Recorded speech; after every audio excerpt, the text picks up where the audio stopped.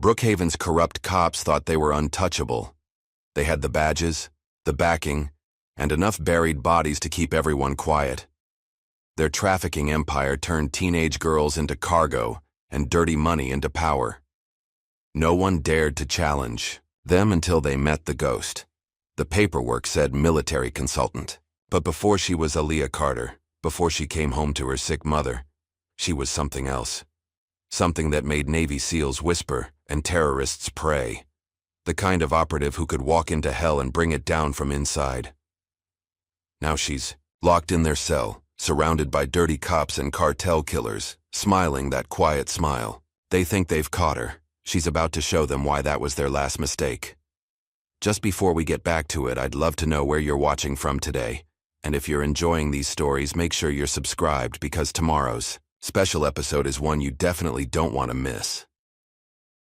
The late afternoon sun cast long shadows across Brookhaven's Main Street as Aaliyah Carter stepped out of her rental car. Her military boots made no sound on the cracked sidewalk, a habit ingrained by years of training.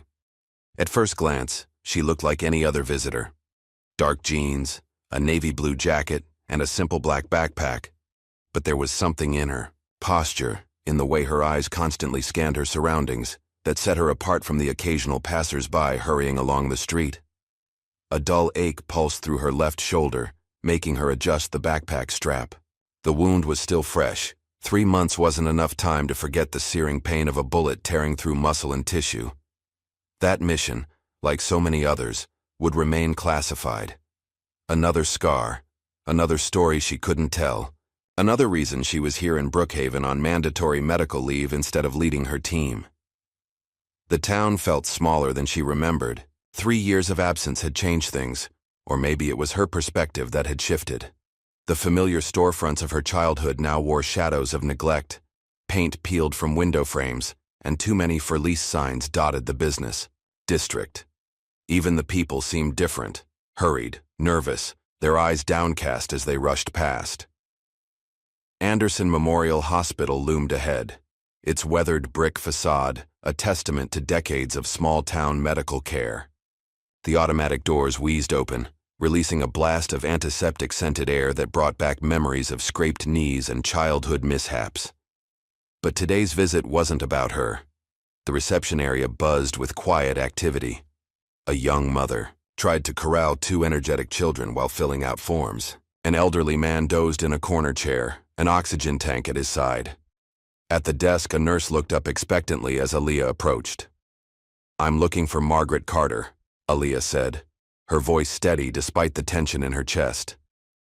The nurse's fingers danced across her keyboard.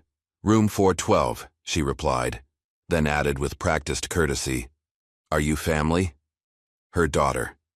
The elevator hummed as it carried her to the 4th floor. Aaliyah used the moment of solitude to center herself, to push down the guilt of too many missed visits, too many calls cut short by duties she couldn't explain. Her mother thought she worked as a military consultant, reviewing training protocols and writing reports. The lie tasted bitter, but it was better than the truth, better than admitting her daughter led classified missions that officially didn't exist. The hospital corridor stretched before her, fluorescent lights casting a harsh glow on pale green walls. Room 412 was at the end, door half open. Through the gap, Aaliyah could see her mother sitting up in bed, silver-streaked hair pulled back in a neat bun, dark fingers tracing lines in a book on her lap. "Mom?" Margaret Carter's head snapped up, her face transforming with joy. "Aaliyah, baby, you didn't tell me you were coming?" She reached out with both arms, and Aaliyah stepped into her embrace, careful of the IV line that snaked from her mother's arm to a gently beeping machine. "Thought I'd surprise you," Aaliyah said, settling into the chair beside the bed. Her trained eye automatically cataloged the room's features: window overlooking the parking lot, 2 possible exit routes, standard hospital security measures. Old habits died hard.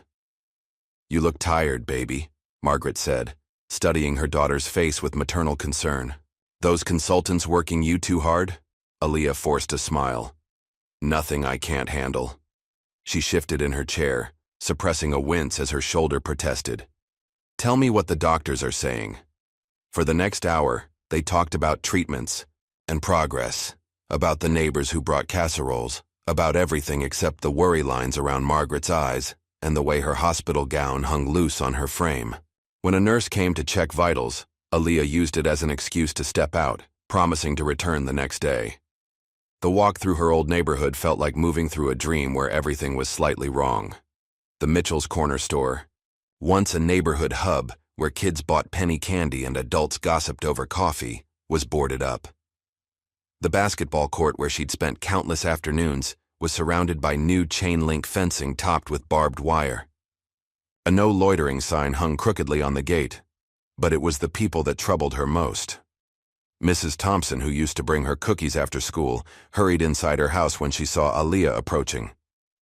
Two teenagers playing basketball stopped their game to watch her pass, their expressions wary. Even the air felt different, heavy with something unspoken, a tension that hadn't been there before. Walker's Market was her next stop.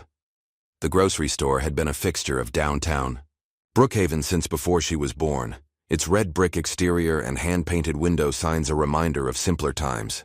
Her mother needed some basic supplies, and Aaliyah wanted to restock her own temporary apartment. The store's interior was eerily quiet for a weekday afternoon. As she selected fruit from a display near the front, raised voices from the back of the store caught her attention. Years of training had taught her to listen while appearing not to. "Look, Officer Bradley, I told you, business has been slow. I can't afford another increase." Tom Walker's voice was hushed but desperate. The store owner sounded nothing like the jovial man who used to slip her extra candy as a child. "That's not how this works, Tom." The response came in a low growl. "Sheriff Cole's been very patient, but patience has limits. You wouldn't want anything unfortunate to happen to this nice store of yours." Aaliyah moved silently along the aisle, maintaining casual movements while positioning herself to observe. Two uniformed officers stood uncomfortably close to Walker, who was backed against his office door.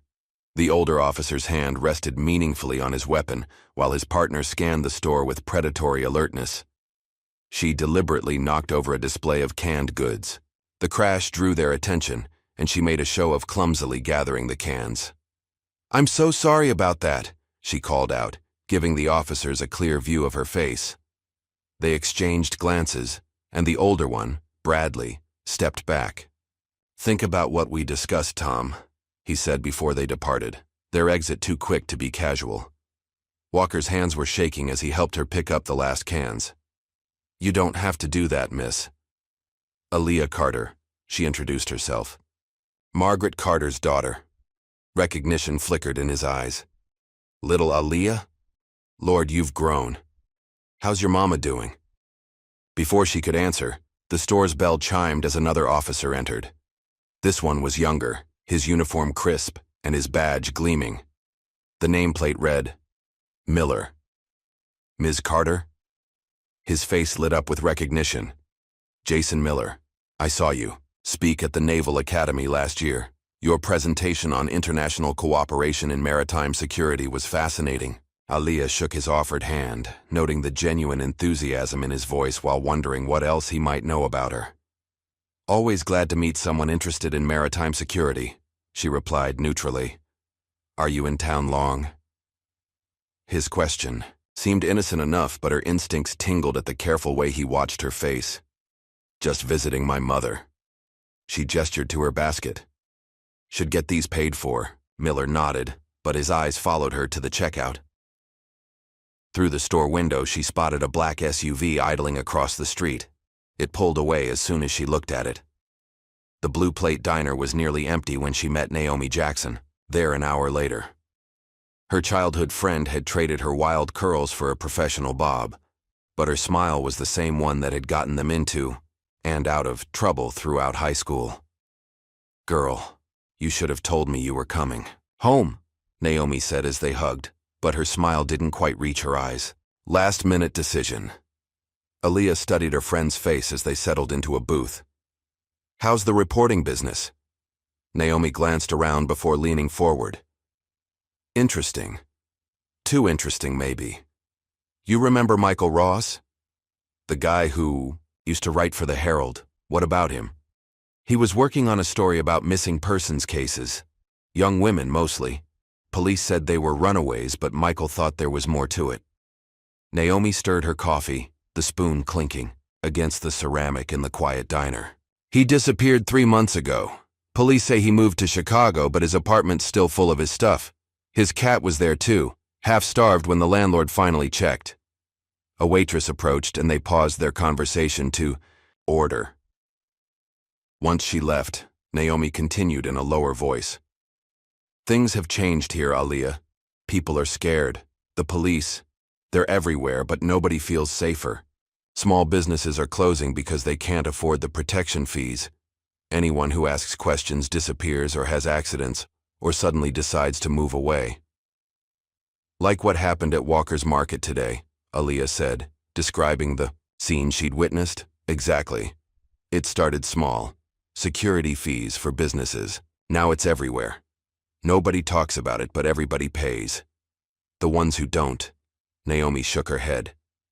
Let's just say insurance doesn't cover everything that can go wrong in a small business. Through the diner's window, Aaliyah watched. Businesses along Main Street closing early, owners triple-checking locks before hurrying to their cars. The sun hadn't even set yet, but the streets were already emptying. Roosevelt Park was deserted when she met Ethan Brooks there that evening. Her former JAG colleague had traded his uniform for a civilian suit, but his bearing was still military precise as he fell into step beside her on the walking path. "Thanks for meeting me," she said, noting how his eyes constantly scanned their surroundings, anything for my favorite seal. His attempt at humor fell flat. "I've been looking into what you asked about. The property records are interesting. In the last 2 years, half the commercial real estate in town has changed hands. All bought by shell companies that trace back to offshore accounts. Money laundering? Among other things. Sheriff Cole's department got a budget increase of 300%. Officially, it's from federal grants. Unofficially, he handed her a thumb drive. Be careful with this, Aaliyah, and watch your back. That SUV that followed you from Walker's? It's been circling the park for the last 10 minutes. She didn't turn to look. Noted. Any other friendly faces I should know about? Deputy Miller's been asking questions about you.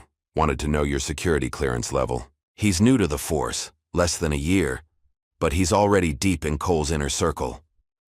Their conversation was interrupted by a commotion near the park's entrance. A teenage girl burst from behind the gas station, terror etched on her face. 2 men in dark clothes grabbed her arms, trying to drag her toward a white van with tinted windows. Aaliyah's body tensed, combat instincts firing. But before she could move, police sirens wailed in the distance. The girl's eyes met hers across the darkening park, pleading, desperate.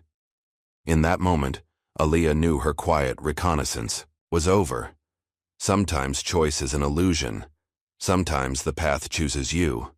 As Aaliyah Carter moved toward the gas station, her shoulder aching and her combat training humming through her veins, she knew this was one of those times. Brookhaven's secrets were about to be dragged into the light, whether the town was ready or not. The girl's terrified expression burned itself into her memory. The moment that changed everything. The catalyst that would expose a web of corruption and violence festering beneath Brookhaven's peaceful facade. But for now, there was only the next step, the next breath, and the knowledge that whatever came next would test every skill she'd learned in the SEALs. The sun had fully set now, casting deep shadows across the gas station's parking lot.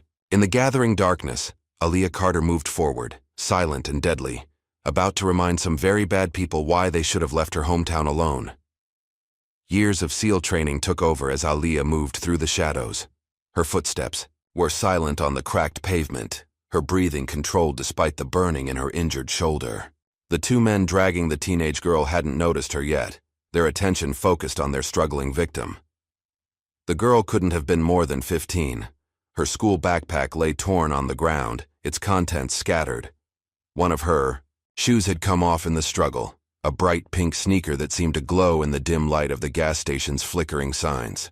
Aaliyah closed the distance in 3 swift steps. The first man never saw her coming. She struck his neck precisely, a quick, brutal chop that sent him crumpling to the ground without a sound. The second kidnapper started to turn, releasing his grip on the girl. His eyes widened as Aaliyah's fist connected with his solar plexus, driving the air from his lungs. "Run," she whispered to the girl, but the teenager stood frozen, trembling.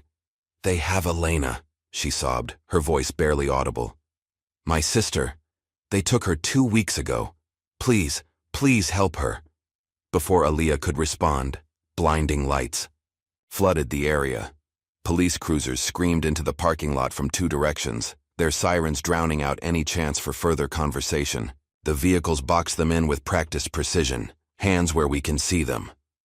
The command boomed through a loudspeaker, distorting in the night air. Aaliyah raised her hands slowly, positioning herself between the girl and the police. Car. Doors slammed, and footsteps crunched on broken asphalt. Sheriff James Cole emerged from the lead vehicle, his bulk casting a long shadow in the cruiser's headlights. Sergeant Frank Hawkins flanked him, hand resting on his holstered weapon. Well, Cole drawled, his pale face twisted in a smirk. "What do we have here?" "These men were attempting to kidnap this girl," Aaliyah stated clearly, keeping her voice steady. "I intervened." Cole's smirk widened as he glanced at the fallen kidnappers. One was starting to stir, groaning. "Looks more like assault to me." "Hawkins, cuff her." "What?" The girl stepped forward. "No, she was helping me. They were trying to—" "Sarah Williams." Hawkins cut her off. "Your parents reported you missing an hour ago. Said you were acting out again, running around with bad influences." "That's not true," Sarah's voice cracked. "Please, you have to listen. My sister Elena will end up just like you if she doesn't learn to keep her mouth shut." Cole interrupted, his tone carrying a clear threat. He nodded to a female officer. "Take her home. Make sure her parents understand the importance of proper supervision." Aaliyah watched as Sarah was led away, the girl's terrified eyes locked on hers until she was placed in a patrol car. Meanwhile, the 2 kidnappers were being helped to their feet by other officers. No handcuffs, no questions. They walked away from the scene with casual confidence. "Miss Carter." Cole stepped closer, his bulk attempting to intimidate. "Military consultant, isn't that right? Here visiting your sick mother?" "You've done your homework," Aaliyah replied evenly. "Small town. Word gets around." He gestured to Hawkins. "Unfortunately, you've stuck your nose where it doesn't belong." "Sergeant?" Hawkins moved behind her with his cuffs. Aaliyah could have taken him down. The angle was perfect, his stance was sloppy, but that would only make things worse. She allowed him to secure her wrists, noting how he tightened the cuffs a notch too far. "Careful with those," Cole mocked. "Our guest has a bad shoulder, I hear." From the shadows near the gas station's convenience store, a familiar figure caught Aaliyah's attention. Naomi stood partially concealed behind a newspaper stand, her phone raised. She was recording. Hawkins spotted her too. "Hey, you there!" He started toward her. Naomi turned to run, but 2 officers were already approaching from behind. They grabbed her arms, confiscating her phone. One officer made a show of dropping it, then crushing it under his boot. "Destroying evidence now?" Aaliyah's voice carried across the parking lot. "What evidence?" Cole smiled. "Looks like a phone accidentally got damaged during a routine arrest. Speaking of which," he reached into his pocket and pulled out a small, plastic bag containing white powder. "You won't believe what we found in your rental car, Miss Carter. That's not mine." "They all say that." Cole nodded to his men. "Get them both in separate cars, and make sure our concerned citizen understands the consequences of interfering with police business." They were escorted to different vehicles. Through the window, Aaliyah watched Naomi being placed in a cruiser on the far side of the lot. Her friend's face was a mask of barely contained fear. The drive to the police station was brief, but tense. Aaliyah memorized the route, noting cameras and security measures as they pulled into the station's parking lot. The building was relatively new, she noticed, probably part of the suspicious budget increase Ethan had mentioned. Inside, they were separated immediately. Naomi was taken down one hallway, while Aaliyah was led to a holding cell. The room was small, with concrete walls and a single bench. 2 other women were already inside. "Fresh meat," one of them sneered, as the cell door clanged shut. She was tall and muscular, with crude prison tattoos on her arms. Her companion, shorter but equally tough-looking, cracked her knuckles. Aaliyah noted their stances, their movements. These weren't ordinary inmates. Their technique as they spread out. The flanker spoke of professional training. "Ladies," Aaliyah said calmly, "we don't have to do this." The first woman swung without warning, a precise strike aimed at Aaliyah's injured shoulder. She blocked it smoothly, redirecting the force while conserving her energy. The second attacker moved in with a knee strike, but Aaliyah had already shifted her weight. The fight was brief but intense. Aaliyah maintained defensive positions, revealing just enough skill to protect herself without exposing her full capabilities. When it was over, both attackers lay groaning on the cell floor. "Next time," Aaliyah advised quietly, "check if your target has combat training before accepting the job." The cell door opened, and Sheriff Cole stood watching, his expression unreadable. "Having trouble adjusting to accommodation? Your welcoming committee needs work." He stepped into the cell, careful to stay out of her reach. "You should have stayed. Out of this, Miss Carter. Brookhaven has a certain way of doing things. Outsiders who don't understand that tend to have accidents. I was born here. But you're not from here anymore, are you?" He smiled, but it didn't reach his eyes. "You're just passing through. Smart people who pass through keep their heads down and their mouths shut." "Is that what happened to Elena Williams?" Cole's smile vanished. "You're a problem now. And I don't like problems. Threatening a military contractor." Aaliyah met his gaze. "That's bold." "Military contractor?" He chuckled. "According to your arrest report, you're just another junkie who assaulted an officer during a drug bust. Tragic how some veterans turn to substance abuse to cope with their trauma." He turned to leave, then paused. "Oh, and don't worry about your friend. Miss Jackson is being processed for attempting to interfere with police business, but I'm sure she'll be fine, assuming she learns to mind her own business." The cell door slammed shut with finality. Through the small window, Aaliyah could see officers gathering, watching her with a mixture of curiosity and hostility. She had perhaps hours before they made another move. The night stretched on. More inmates were brought in, genuine ones this time, drunk and disorderly cases mostly. They gave Aaliyah and her would-be attackers a wide berth. Somewhere in the station, she could hear Naomi's voice raised in protest, followed by silence. Around midnight, a young officer brought water and stale sandwiches. He avoided eye contact as he passed them through the slot, but Aaliyah caught his nameplate. "Jenkins." His hands shook slightly. Not everyone on the force was comfortable with Cole's methods. "Officer Jenkins," she called softly as he turned to leave. "The Williams girl, Elena. How long has she been missing?" He hesitated. "We don't discuss ongoing investigations." "What investigation?" "According to Cole, she's just another runaway." Jenkins glanced nervously over his shoulder. "I have to go." "Her sister knows she didn't run away.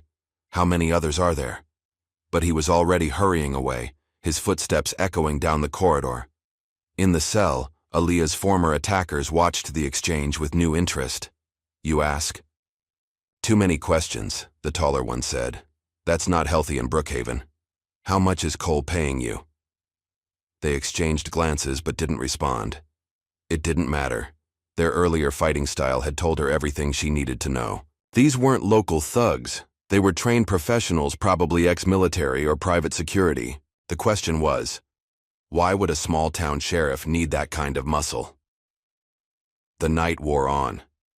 Aaliyah used the time to observe the station's routine, noting shift changes and security patterns. Every hour, she flexed her muscles subtly, keeping them ready. Her shoulder ached, but she pushed the pain aside through practiced meditation techniques. Around 3 in the morning, she heard movement in the corridor. Multiple footsteps trying to be quiet. A key turned in the lock. "Against the wall," a guard ordered. When Aaliyah complied, 4 officers entered. One carried restraints. "Time for transfer to county," he announced with a smile that suggested she wouldn't make it there. Aaliyah analyzed her options. The guards were bunched together, sloppy positioning that suggested overconfidence. The hallway would be monitored, but most night shift workers paid little attention to their screens. At this hour, before she could decide, a commotion erupted somewhere in the building. Shouts and running footsteps echoed through the corridors. One of the guards touched his radio, listening. "Bar fight at Jesse's," he reported. "All units needed." "This isn't a good time," another guard protested. "Cole's orders. Everyone responds to bar fights. Makes it look normal for the statistics." They argued briefly before reluctantly filing out, leaving Aaliyah alone again. She knew this wasn't over. They'd be back once the false alarm was handled. But now she had confirmation. Someone on the outside was watching, and they'd bought her some time. Dawn was breaking when Sheriff Cole returned. This time he had Sergeant Hawkins and Deputy Miller with him. Miller looked uncomfortable as Cole dropped a thick file on the cell's small table. "You've had quite a career, Miss Carter," Cole said, flipping through papers. "Multiple commendations for your consulting work. High-level security clearance. Friends in interesting places." He pulled out a photograph. Aaliyah at a military ceremony, accepting an award. "Very impressive." "If you know all that," Aaliyah replied, "you know this won't end well for you. That depends on your definition of end." He produced a small evidence bag containing a familiar object, her military ID. Tragic accident, really. Troubled veteran, known substance abuse issues, resisting arrest. Sometimes people don't survive their own poor choices. Miller shifted uncomfortably. "Sir, maybe you should remember your place, Deputy." Cole cut him off. "Unless you'd like to reconsider your career options?" The young officer fell silent, but Aaliyah noted the flash of doubt in his eyes. Not everyone was fully committed to Cole's corruption. That could be useful. "Here's what's going to happen," Cole continued.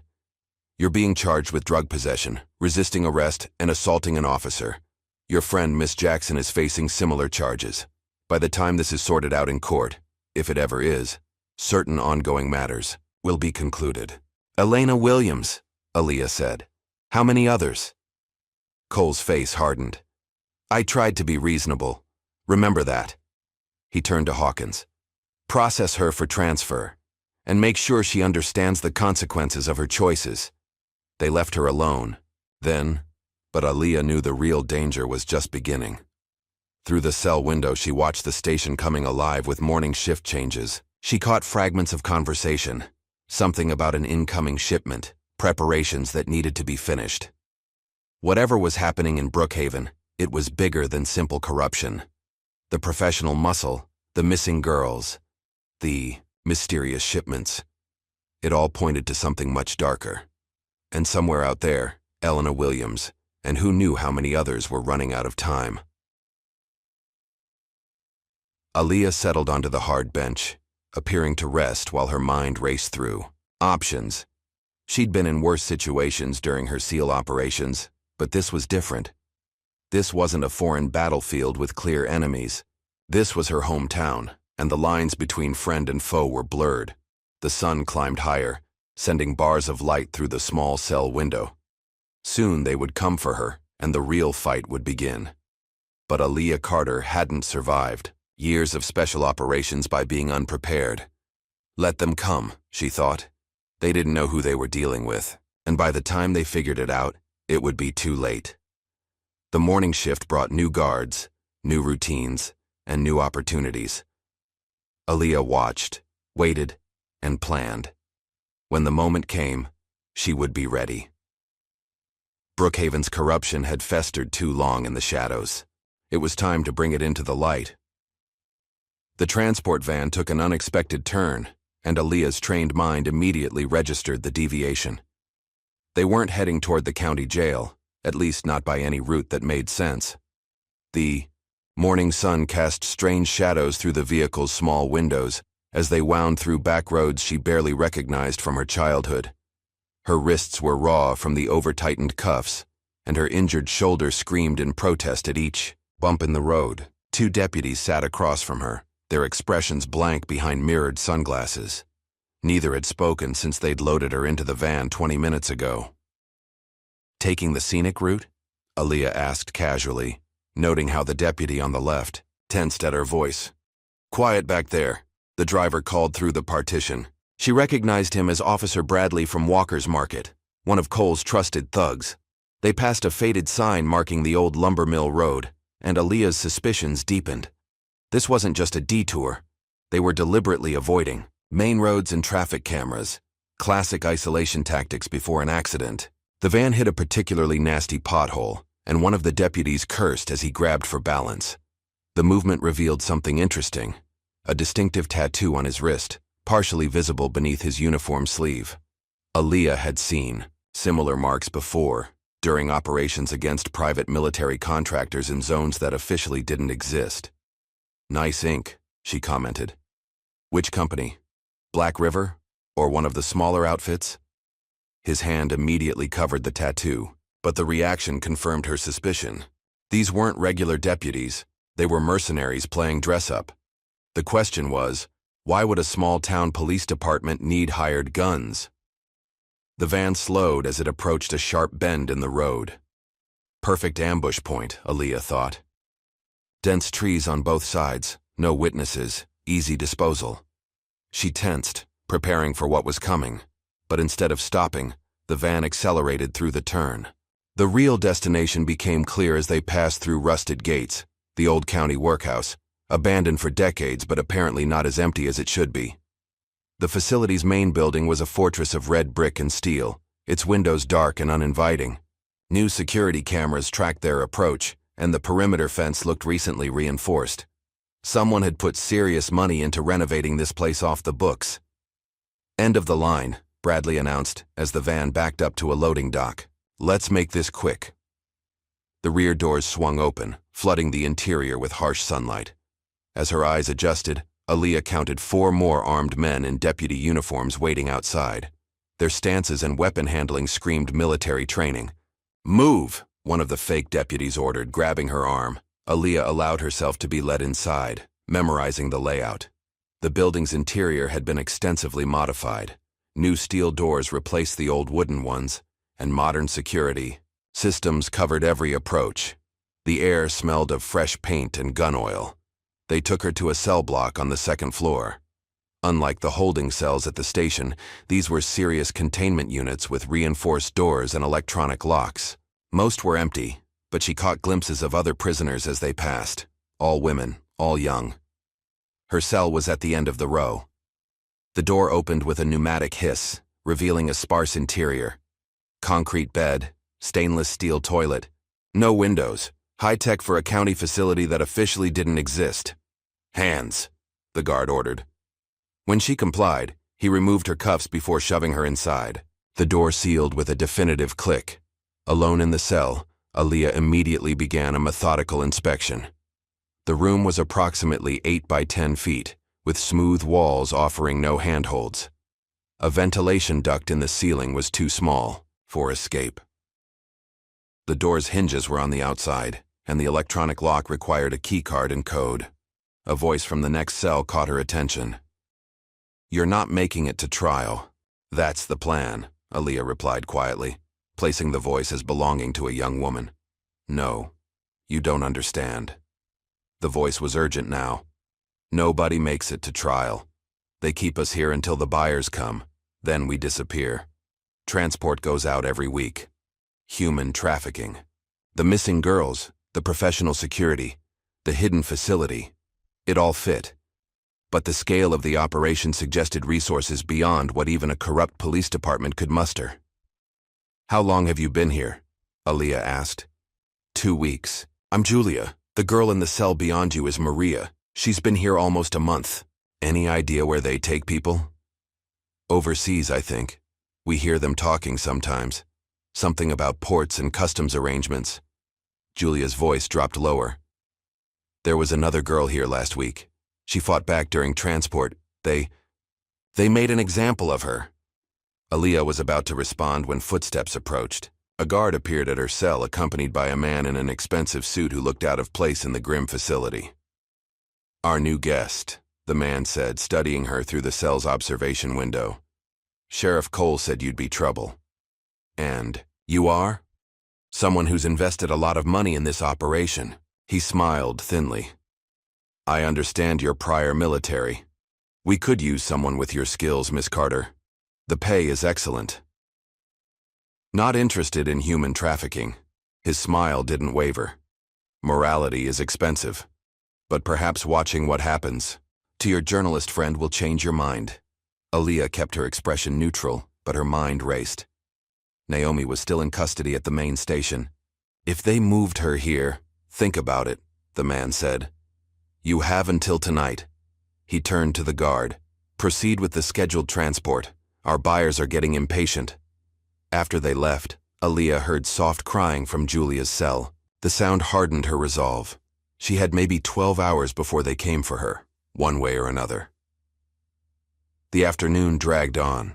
Guards passed regularly, their patterns too precise to be standard corrections officers. Aaliyah used the time to exercise, keeping her muscles loose while appearing to rest. She noted shift changes, guard rotations, the timing of security checks. Around sunset, new voices echoed through the cell block. A woman was protesting as she was dragged past the cells. You can't do this. I'm a federal agent. The voice belonged to an inmate being returned from somewhere deeper in the facility. The guards roughly shoved her into a cell, laughing. Sure you are, honey, and I'm the tooth fairy. But Aaliyah had caught something in the woman's voice, a hint of trained calm beneath the panic. She waited until the guards moved away before speaking quietly. Which agency? A pause then. FBI, Sarah Wilson, Undercover Division. Been here 3 weeks trying to gather evidence. How's that working out? A bitter laugh. They made me on day 2. Been waiting to ship me out with the next batch. You military? Something like that. Any intel worth sharing? Place is run by Black Star Security, private military contractors working for a cartel. Local cops are just the visible piece. Whole operation goes way up. Politicians, judges, customs officials. They're moving people and weapons through multiple ports. The information confirmed Aaliyah's suspicions while raising new concerns. Black Star was serious business. Ex-Special Forces operators with few scruples and lots of connections. Transport tonight, Sarah continued.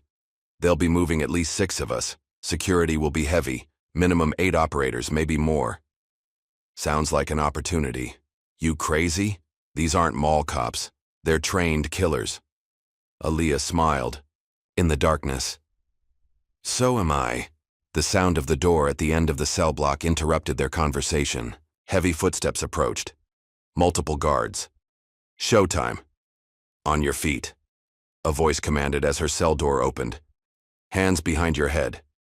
Aaliyah complied, allowing them to cuff her again. They'd switched to zip ties, cheaper and faster, then metal cuffs, sloppy. They led her and 5 other women through the facility's corridors. Sarah was right about the security. 8 operators plus the man in the suit from earlier, watching from a catwalk above the loading dock. 2 unmarked. Vans waited outside. The evening air was cool, and clouds threatened rain. Perfect conditions for what was coming. As they approached the vehicles, Aaliyah noticed something interesting. The guards were professional, but they'd made a classic mistake. They were focused, outward, watching for external threats rather than their prisoners. The zip ties took 3 seconds to break, a technique she'd learned in SEER training. The nearest guard never saw her move. She drove her elbow into his throat, simultaneously sweeping his legs and taking his sidearm. All hell broke loose. The other guards reacted quickly, but Aaliyah was already moving. 2 shots dropped the operators nearest the van. She rolled behind, a concrete barrier as return fire chipped away at her cover. Wilson, she called out. A little help? The FBI agent was already in motion, having freed herself during the chaos. She tackled a guard, wrestling for his weapon. Aaliyah used the distraction to move positions, taking down another operator with precise shots. The remaining guards were scrambling for better angles, trying to flank her position. A new sound cut through the gunfire. Helicopter rotors. A spotlight stabbed down from above, illuminating the loading dock in harsh white light. Federal agents! A voice boomed from a loudspeaker. Drop your weapons! The man in the suit was already running, heading for a side exit. 2 Black Star operators moved to cover his escape, Laying down suppressing fire, Aaliyah emerged from cover. Weapon raised, the nearest guard turned to fire, but she was faster. 2 shots, center mass. He dropped. More helicopters appeared, their spotlights creating a web of illumination. Black-clad figures rappelled from the aircraft. FBI tactical teams in full assault gear. Clear. The call echoed across the facility as federal agents secured the area. Sarah Wilson approached, now holding a recovered weapon. Nice moves. You want to tell me who you really are? Just a concerned citizen, Aaliyah replied, scanning the chaos for the man in the suit. He was gone. Right. Sarah's expression was skeptical. We've been building this case for months. How did you know about the transport? I didn't. Just good timing. The other prisoners were being led to safety, including Julia and Maria. FBI. Medical teams were arriving to treat the injured. In the distance, more sirens approached. Real law enforcement this time. The man in the suit, Aaliyah said. You know who he is? Marcus Bennett, former CIA, now works for a private security firm. He's been on our radar for years, but no one could ever make anything stick. He'll lead us to the rest. Sarah raised an eyebrow. Us? I have unfinished business in Brookhaven. Sheriff Cole? Among others. Aaliyah checked her borrowed weapons magazine. The girl said something about ports and customs arrangements. Multiple ports up and down the coast. They're moving people out and weapons in through private shipping companies.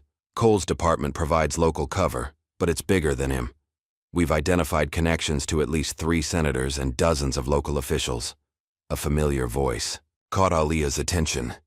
Captain Reynolds was speaking with FBI agents near one of the helicopters. He saw her and nodded slightly. You're inside, man? Sarah asked. He passed me information in the jail. Good to know he's one of yours. Best undercover operator I've ever worked with. He's been feeding us intel for months, trying to map the whole network. An FBI tactical team approached, carrying evidence bags filled with documents and hard drives. The facility's offices would provide a treasure trove of information, assuming they could get to it before the wrong people buried everything.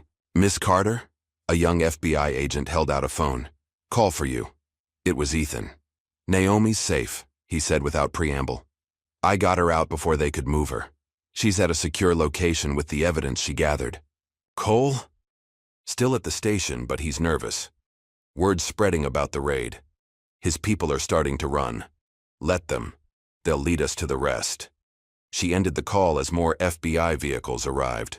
The facility was now crawling with federal agents, crime scene technicians, and medical personnel. The prisoners were being debriefed, their statements recorded for evidence. Sarah Wilson reappeared with a senior FBI agent. We're moving everyone to a secure location. You should come with us. But Aaliyah was already walking away. I have another stop to make.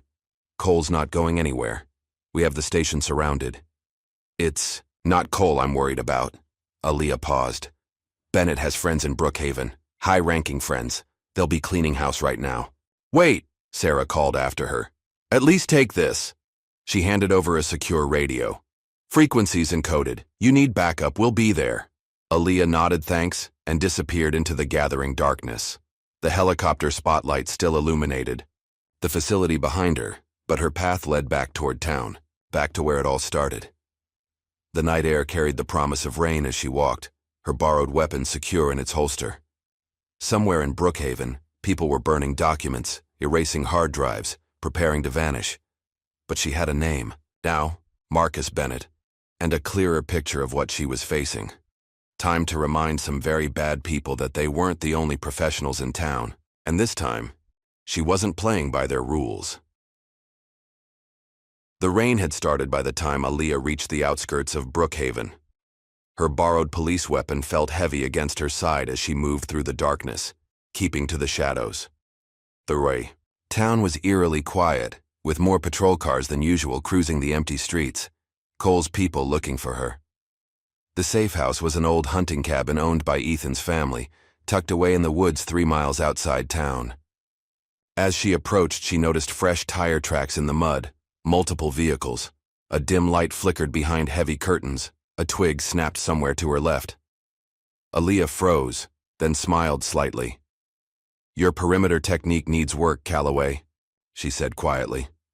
A low chuckle came from the darkness, and James Calloway materialized from behind a tree. The former SEAL's massive frame was dressed in tactical black, a suppressed rifle held casually in his massive hands. "Just making sure you weren't followed, boss." His white teeth flashed in the darkness, though I should have known better. 3 years running missions together, never once saw anyone track you. They approached the cabin using an old recognition signal. 3 soft taps, pause, 2 more. The door opened to reveal Ethan, looking tired but alert. Naomi sat at a battered table, surrounded by papers and laptop screens.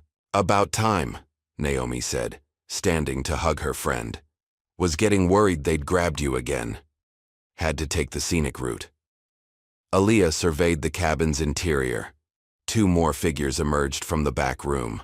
A lean man with close-cropped gray hair and a woman whose athletic build couldn't be hidden by civilian clothes. "Meet the team," Calloway said. "Jack Grayson, former Delta, best tactician I've ever worked with. And Lena Jones, ex-CIA field operative. They both work private. Security now, the legitimate kind." "Call me Lena," the woman said. "And we've heard a lot about you, Lieutenant Carter." Aaliyah raised an eyebrow at Calloway, who shrugged. "They have clearance, and we need their skills for what's coming." "Which is what exactly?" Grayson asked, his voice carrying a slight southern drawl. "James called in a favor, said it was urgent, but details were sparse." Aaliyah moved to the table where Naomi had spread out her research. "Human trafficking operation running through Brookhaven. Local police providing cover, but it's bigger. Private military contractors, corrupt officials, international buyers. Just broke out of their detention facility with some help from the FBI. Black Star Security," Calloway added. "They're running muscle for the whole operation." Grayson whistled softly. "Nasty bunch. Ex-Special Forces gone bad with political connections." "There's more," Naomi said, pulling up documents on her laptop. "I've been tracking financial records. The weapons aren't just coming in. They're being stockpiled. Shell companies have been buying up properties all over the county. Old warehouses, abandoned factories. Building an infrastructure," Lena observed. "This isn't just a transit operation. They're establishing a permanent presence. With help from Sheriff Cole and his department," Ethan added. "But Cole's just middle management. The real power is higher up. A man named Marcus Bennett seems to be coordinating everything." Aaliyah leaned over Naomi's shoulder, studying property records on the screen. "The workhouse facility is just one piece. They'll have others. Staging areas, storage, meeting places. Already found 3 potentials." Grayson spread a map on the table, pointing to marked locations. Old lumber mill, abandoned factory on Route 9, and a private airstrip that's supposedly closed but showing recent activity. "Too many targets," Calloway said. "We hit one. They'll purge the others. Then we hit them all." Aaliyah traced routes on the map. "But first we need intel. Lena, can you get inside the police department?" The former CIA operative smiled. "Already have a cover ready. Local cleaning service just got a new contract. Amazing what credentials you can create with the right software. Grayson, we need surveillance on the other locations. Track vehicle movements, security patterns, anything unusual." "On it. Got some toys that'll help. Long-range cameras, thermal imaging, maybe plant some motion sensors." "I'll coordinate from here," Ethan said. "Still have contacts in military. Intelligence who owe me favors. And Naomi's evidence needs to be organized for maximum impact when this goes public." Aaliyah nodded. "James, you're with me. We need to check something." "The airstrip? No. Walker's Market." They took Calloway's truck, driving carefully to avoid police patrols. The market's windows were dark, but Aaliyah spotted movement inside, flashlight beams dancing through the gloom. "Loading dock," she whispered as they crept closer. 3 vehicles. They watched as men carried boxes from the store's basement to waiting vans. Even in the poor light, their movements showed military training. "Weapons cache?" Calloway asked. "Or documents? Either way, they're clearing out evidence." She keyed the radio Sarah Wilson had given her. "Agent Wilson, Got some activity at Walker's Market you might be interested in. Already monitoring, came the reply. Stand down for now. We're building a bigger case. Aaliyah watched another van pull up. They're erasing their tracks. Then we document everything, Calloway said, raising a high-speed camera with night vision capability. Every face, every vehicle, every box. They photographed the operation for an hour before returning to the cabin. Lena had already left to set up her cleaning service cover, while Grayson was preparing surveillance gear. Progress? Aaliyah asked Naomi. Better than that. Her friend turned her laptop to show security camera footage. Captain Reynolds came through. Internal cameras from the police station. Look who visited Cole last week. The footage showed the sheriff meeting with Marcus Bennett. And another man, older, expensively dressed, his bearing screaming old money and power. That's Senator William Bradford, Ethan said. State Finance Committee, very interested in Port Authority oversight. Money trail? Aaliyah asked. Naomi nodded. Complex, but there's a pattern. Shell companies, offshore accounts, all linking back to a holding corporation called Maritime Logistics Solutions. Guess who sits on their board? Bradford? Along with 2 other senators and a federal judge. Naomi pulled up more documents. They've been buying influence at every major port on the eastern seaboard. Customs officials, dock workers, shipping companies, all bought and paid for. Creating their own supply chain, Grayson observed. Smart. Legal shipping provides cover for illegal cargo. Dawn was approaching. Lena would be starting her first shift at the police station soon. Grayson had already left to set up surveillance on the target locations. James, Aaliyah said, get some rest. Tonight we start hitting back. But before Calloway could respond, Ethan's phone buzzed. His expression darkened as he read the message. Problem? Aaliyah asked. Contact at the Pentagon. There's a weapons shipment coming in tonight, big one. Russian-made anti-tank missiles, among other things. Location? That's the thing. Ethan showed her the message. Multiple sites. They're splitting the shipment to minimize risk. Or setting a trap, Calloway suggested. They have to know we're watching by now. Aaliyah studied the map again, mind racing through scenarios. How's your demo training, James? He grinned. Still, remember a few tricks? Good. Because tonight we're going to make some noise. She turned to Naomi. How fast can you get your story ready? Give me 12 hours to organize everything, but we'll need hard evidence to back it up. Documents, photographs, witness statements.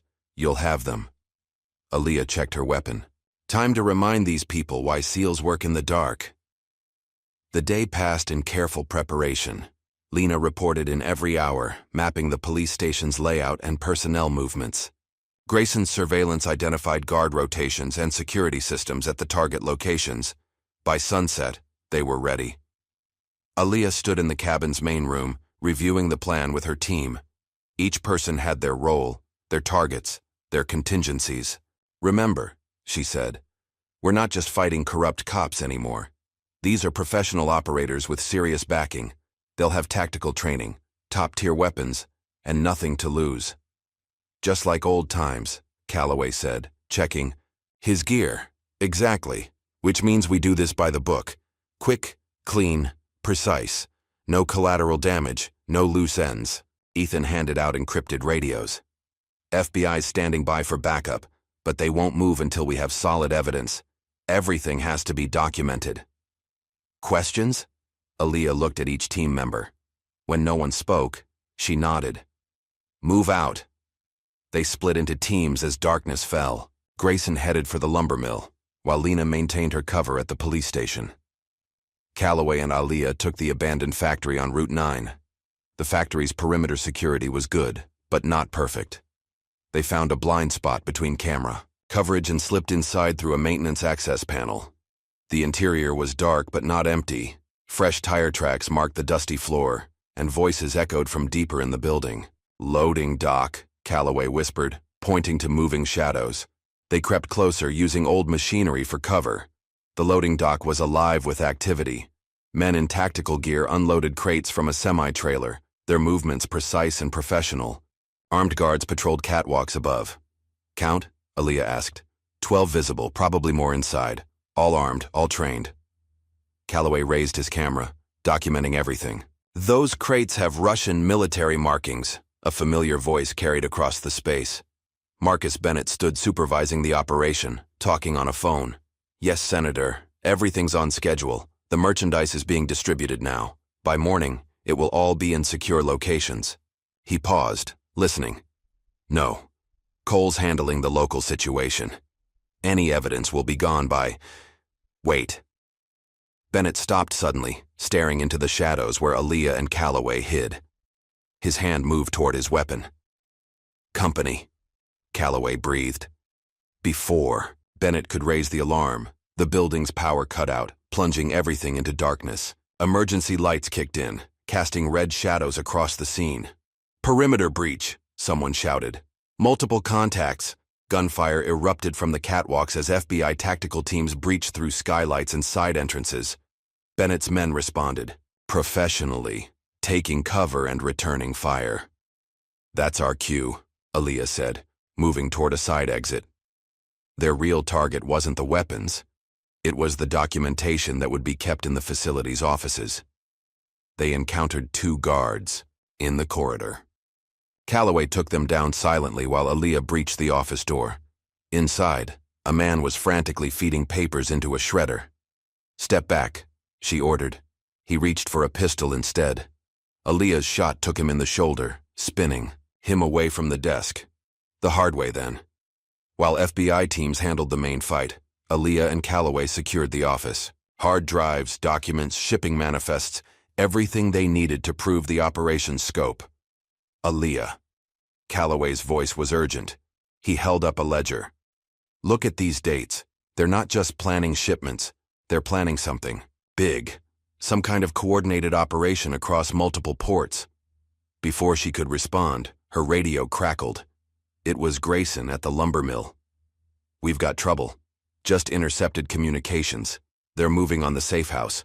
A full tactical team. Aaliyah's blood ran cold. Naomi and Ethan were still there organizing evidence. How long? Minutes. Maybe less. She looked at Calloway, who was already moving. Go, he said. I'll finish here. Aaliyah ran, the sound of gunfire fading behind her. In her ear, the radio carried updates from multiple positions. FBI teams securing the factory. Lena reporting police units mobilizing. Grayson tracking vehicle movements. But all she could think about was the cabin and her friends who were about to face trained killers with nothing to lose. The night wasn't over, not by a long shot.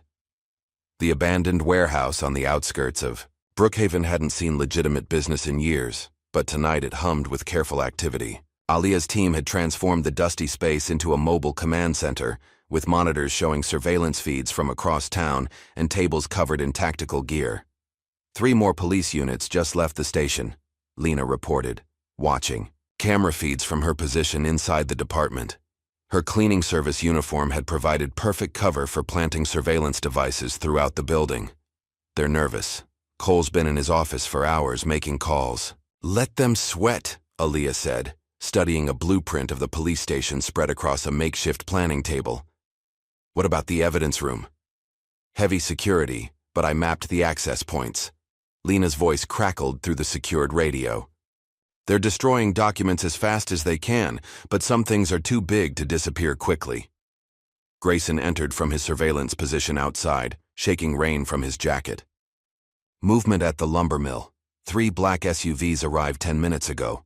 Looks like our friend Bennett is meeting with someone important. Get closer, Aaliyah ordered.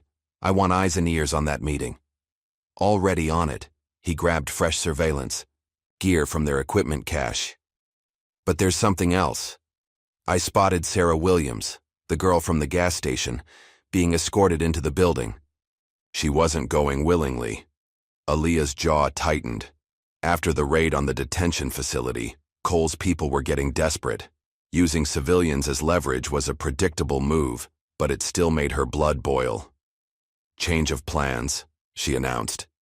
Lena, maintain your cover, but be ready to move. Grayson, get me everything you can on that meeting. I'm going to make a house call.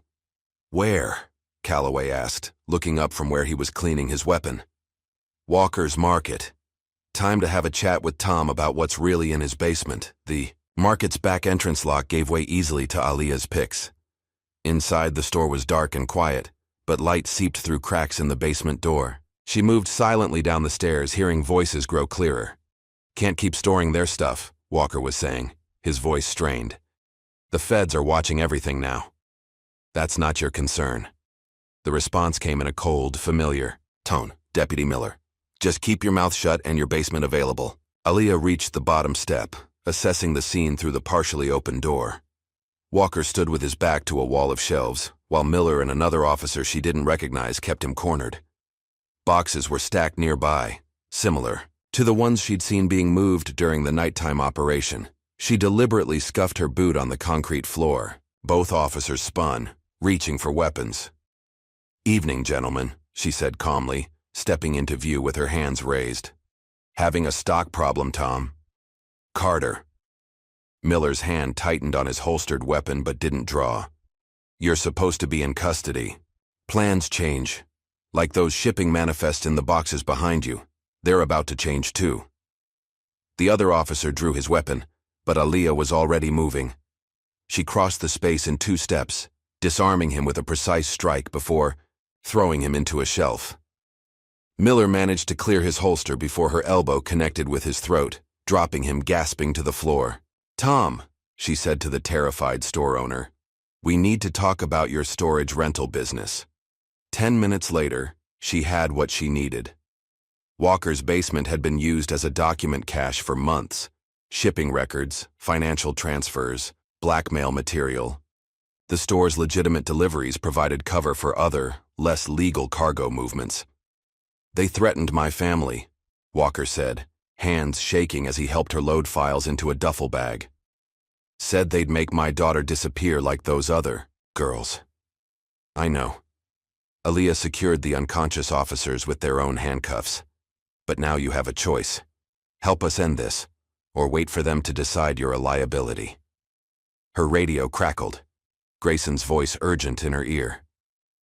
"Boss, you need to hear this. Bennett's meeting just wrapped up. They're accelerating everything. Details. Major shipment coming tonight. Weapons and merchandise moving through multiple ports simultaneously. But that's not the worst part." He paused. "They're cleaning house. Anyone who might talk is being eliminated. They've got hit teams prepped and target lists." Alia looked at Walker. "You need to disappear. Now. Take your family and drive until I contact you.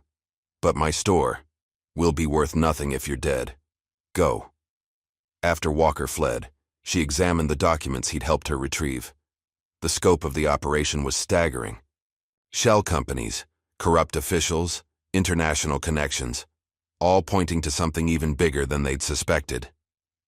Back at the warehouse command center, the team assembled to process the new intelligence. Naomi worked at a laptop cross-referencing data, while Ethan made calls to his FBI contacts. "It's a power play," Lena said, having returned from her shift at the police station. "Bennett's group isn't just running weapons and trafficking operations. They're establishing control over the entire Eastern Seaboard's black market infrastructure. Using legitimate businesses as cover," Grayson added. "Shipping companies, storage facilities, even local police departments, all bought or blackmailed into compliance. And Brookhaven is their test case," Alia concluded. "If they can make it work here, they can replicate it anywhere," Calloway finished. "Small towns with corrupt officials, minimal oversight, easy access to transport routes." Naomi looked up from her screen. "I found something in Walker's files. Weekly payments to offshore accounts, all traced back to a holding company called Coastal Dynamics. The company's board includes 3 state judges and a port authority director." "They're buying the whole system," Ethan said. "Law enforcement, judiciary, shipping, vertical integration for organized crime. And anyone who might expose it ends up disappeared," Lena added. "Like Michael Ross, the journalist who started investigating." Alia studied the surveillance photos from the lumber mill meeting. "They're getting ready to expand, but first, they need to clean up loose ends here." Walker was right. They're making lists. Speaking of lists, Grayson activated a tablet, displaying interior footage of the lumber mill. Sarah Williams wasn't the only one they grabbed. I counted 3. More civilians being brought in. Looks like they're collecting leverage. Or hostages, Calloway suggested. Insurance against law enforcement interference. Either way, we need to move faster. Aaliyah turned to Ethan. What's the FBI's position? They're building a case, but they're worried about political interference. Too many powerful people involved. They want ironclad evidence before moving. Then we get it for them. She spread a map across the table. Grayson, you said they're moving everything tonight. Multiple ports, simultaneous shipments. Show me. He marked locations, small ports and private docks up and down the coast. Main shipment comes through here. He pointed to a private marina 20 miles north. Weapons and trafficking victims on the same boats. Smaller shipments at these. Other points as diversion. How many hostages at the lumber mill? At least 4 confirmed, probably more inside. Heavy security, 24 operators, professional setup. And the police station? Lena pulled up her surveillance feeds. Cole's mobilizing everything. Every corrupt cop in 3 counties is being called in. They're trying to lock down the town before anyone else talks. Timeline? Shipments start moving at midnight, Grayson said. About 4 hours from now. Aaliyah checked her weapon. Then we have 3 hours to get those hostages out and secure the evidence we need. Lena, get back to the station. I want to know the moment Cole makes a move. Grayson, maintain surveillance on the lumber mill. Map every entrance, every guard position. What about the shipments? Calloway asked. FBI can handle the ports. Our priority is the hostages and the documentation. Once we have those, the whole operation collapses. They'll be expecting us, Naomi warned. Good. Aaliyah smiled grimly. That means they'll be watching the obvious approaches. Ethan, get me building plans for the lumber mill. Complete plans, including maintenance tunnels and old logging routes. Already on it. He pulled up digital blueprints. Found these in the county archives. The mill has a network of underground passages, old drainage systems, and maintenance. Corridors. Most are probably collapsed, but some might still be accessible, Aaliyah finished. And they won't be watching century-old tunnels. She turned to Calloway. Remember that demo training we discussed? Time to put it to use. I want controlled charges here, here, and here. She marked points on the blueprint. Just enough to create chaos without risking the hostages. Classic divide and distract, he grinned. Like that operation in Save the War Stories, she cut him off. We have 2 hours to prep, then we move. Lena, get what you need from the station and get out. Once this starts, your cover's blown. Already copied their hard drives, Lena said. Including Cole's personal files. You should see some of these emails. Get them to Naomi. She'll start organizing everything for release. The team dispersed to their tasks, but Ethan held Aaliyah back. There's something else. That FBI agent, Sarah Wilson, she just sent a warning. Bennett's people grabbed your mother from the hospital. Aaliyah's blood ran cold. When? 20 minutes ago. Moved her to the lumber mill with the other hostages. The others paused, watching her reaction. They'd all read her file, knew her capabilities. But this was different. This was personal. Change of plans? Calloway asked. Quietly. No. Aaliyah's voice was steel. We stick to the mission. But Bennett just made his last mistake. She turned back to the blueprints, but her mind was already racing through combat scenarios. Bennett thought having her mother would give him leverage. Instead, he'd just signed his own death warrant. The storm was about to break over Brookhaven, and God help anyone standing in her way. Thunder rolled across Brookhaven as Aaliyah led her team through the abandoned drainage tunnel. Decades of debris made the going slow, but the old maintenance passage was exactly where the blueprints showed it would be, running directly beneath the lumber mill's main building. 200 meters to the access point, Calloway whispered, checking the digital map on his tactical pad. Behind him, Grayson and Lena moved silently in full combat gear. Aaliyah's night vision showed the tunnel walls glistening with moisture. The air grew thick with the smell of rotting wood and stagnant water. But somewhere above them, her mother and other hostages were being held by desperate men. The discomfort meant nothing. Hold, she signaled, raising her fist. Ahead, moonlight filtered through gaps in an old grating. Voices carried down from above, Guards making their rounds. Don't like this, someone was saying. Feds are closing in. We should bug out now. Bennett's orders, another voice replied. Nobody moves until the shipment's confirmed. Besides, with these hostages, nobody's gonna risk. The voices faded. Aaliyah touched her radio, keeping her voice just above a whisper. Ethan, status? FBI teams are in position at all port locations, came the reply. They're tracking 3 vessels approaching the coast. No move until you secure the hostages. Understood, Naomi. Ready with the data dump. 1 signal from you, and everything goes public. Shipping records, financial transactions, emails, all of it. Aaliyah checked her watch. 20 minutes until Calloway's charges would create their distraction. She could feel her team's tension, controlled, professional, but present. They all knew the stakes. Remember, she said, primary objective is hostage extraction. Evidence retrieval second. Bennett and his people are tertiary targets only. No unnecessary risks. They reached the access point, a maintenance shaft leading up to the mill's sub-basement. Decades of rust had sealed the hatch, but Calloway's breaching tools made short work of it. One by one, they climbed into the darkness above. The mill's sub-basement was a maze of old machinery and storage rooms. Their intel suggested the hostages were being held 2 floors up, in what used to be the main office area. Bennett would want them close for quick leverage. Time, Aaliyah whispered. 3 minutes to first charge, Calloway replied. They moved through the shadows, avoiding the few cameras Grayson hadn't already looped. The floor above creaked with the weight of patrolling guards. At least 24 mercenaries in the building, all ex-military, plus however many of Cole's corrupt officers were on site. The first explosion came right on schedule. The controlled charge at the facility's north end was small but loud, designed to draw attention and resources. Shouts and running feet echoed through the building. Second charge in 30 seconds. Calloway counted down. Southside loading dock. The next blast sparked chaos. Radio chatter erupted as Bennett's men tried to coordinate their response. Multiple threats, unknown attackers, exactly the confusion they needed. Move, Aaliyah commanded. They climbed to the main floor using an old freight elevator shaft, emerging behind a stack of moldering crates. 2 guards ran past, heading toward the explosions. Neither saw the shadows detach from the wall behind them. Lena and Grayson dealt with the guards silently, hiding the unconscious men in a storage closet. Ahead, the main office area was visible through gaps in the warehouse shelving.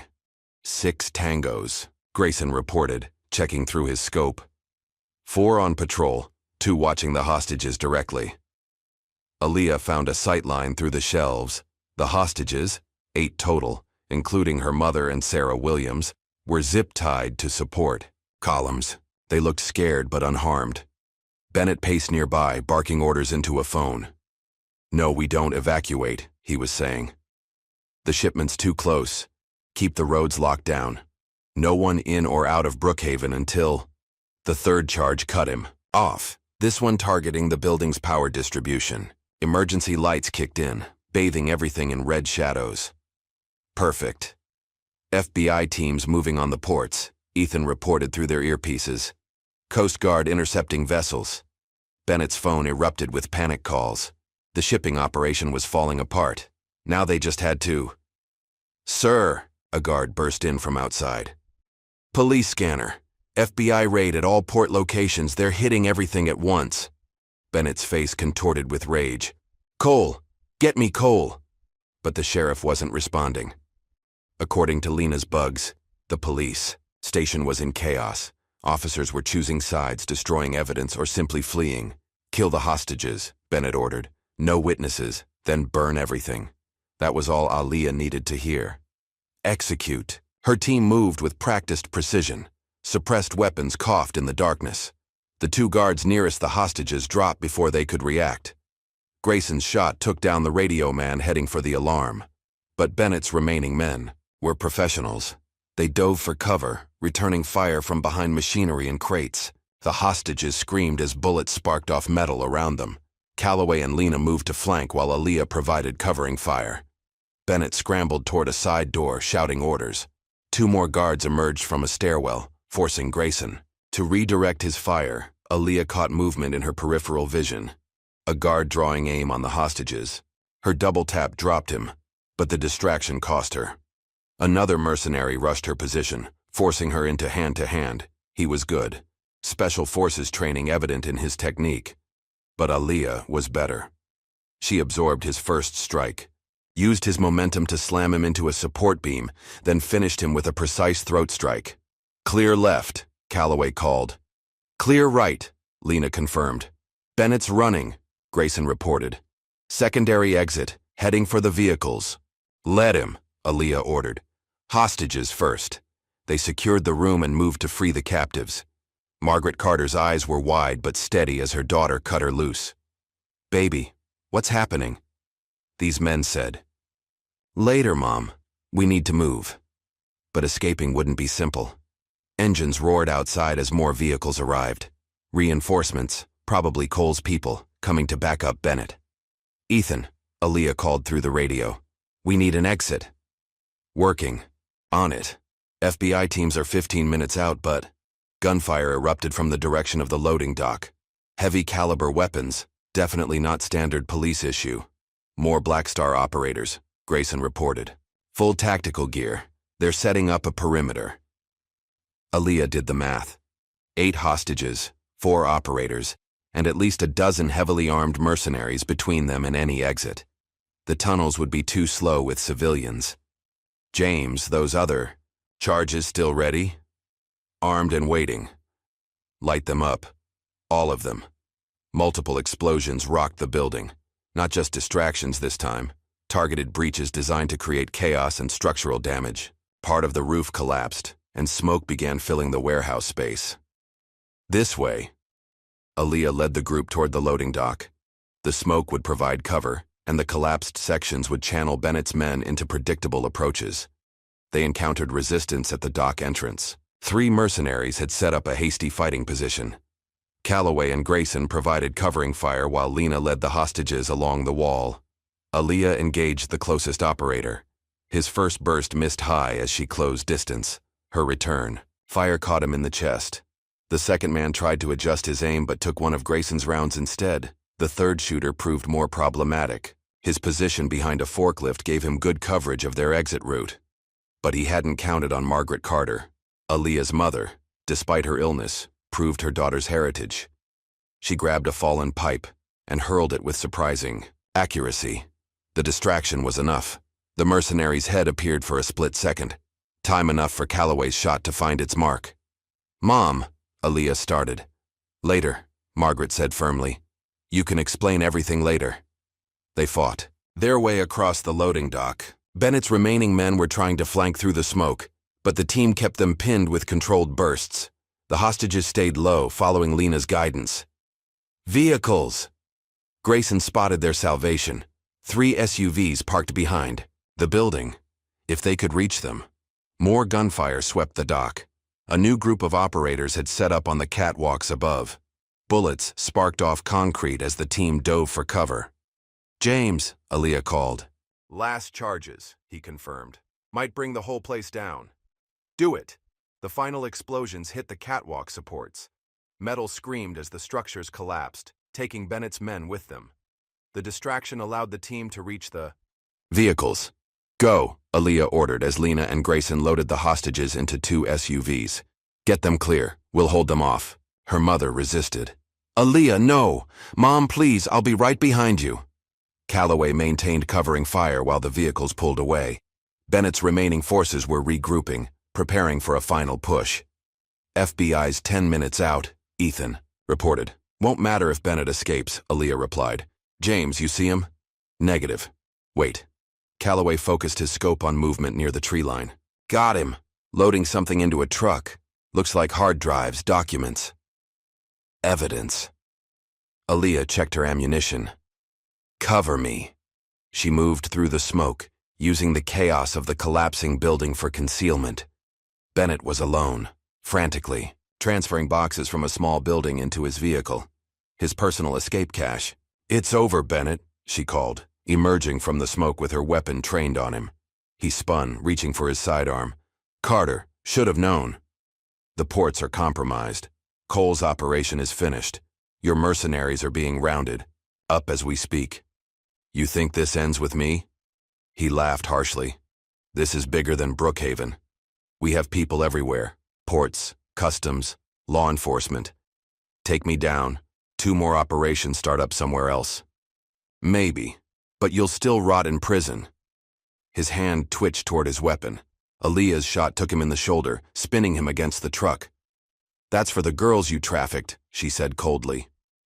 The next one won't be so gentle. Red and blue lights appeared on the horizon, FBI tactical teams finally arriving. Bennett looked at his bleeding shoulder, then at the evidence he'd tried to save. Your choice, Aaliyah told him. Die here, or live to testify. Either way, your operation is finished. He considered for a moment, then slowly raised his hands. Later, as FBI teams secured the scene, Aaliyah found her mother waiting by one of the tactical vehicles. They looked at each other for a long moment.